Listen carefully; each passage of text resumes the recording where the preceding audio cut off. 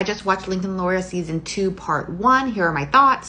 If you don't know what the show is about, here's a quick recap. He's basically a defense lawyer that works out of his car and takes on really high profile cases.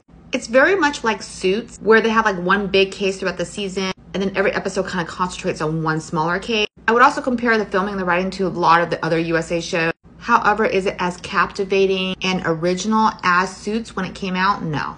But what it lacks in originality, the characters kind of make up for it and makes you want to keep watching, and I'll tell you why. What makes the show, I think, is the dynamic between him and all the other characters, because it creates some sort of like really awkward social conflict, and you kind of want to see his character development and all of it. He used to be married to her, and some reason they got a divorce, and then he got married to her, but they are also divorced, but then she is working for him as an assistant. They still have some sort of banter that's going on between them, and you kind of want to see if their relationship's going to work. I will say though, the first wife is not very likable to me.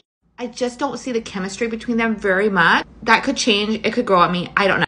I do like his second wife, Lorna. She's really funny. And the fact that she works for him and then her current boyfriend also works for him. It's just dysfunctional, but it works and it's really intriguing to watch.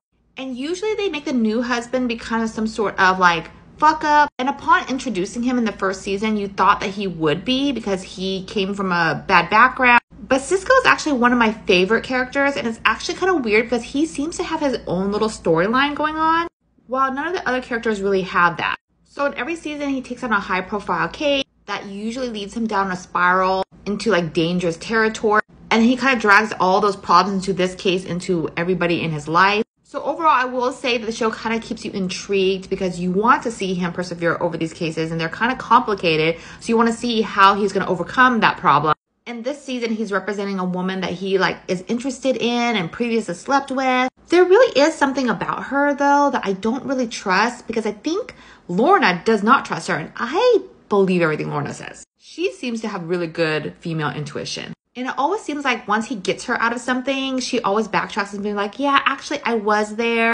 So I don't know, something's up. I can't put my finger on it, but I don't really trust him. There's also an interesting dynamic between him and his driver. He hired his driver after he represented her and she didn't have a job. That's one of the most relatable things about his character that I really like. The acting's okay, the writing's okay. Is it the best I've ever seen? Absolutely not. But I think it's on par with most shows. It's filmed well, it's an easy to follow storyline. But I will say my one gripe is like some of it's not super believable. Like the annoying cliffhanger they left on part 1. I just don't believe that a lawyer would leave like important documents in his car like that. Did you watch it? What's your thoughts?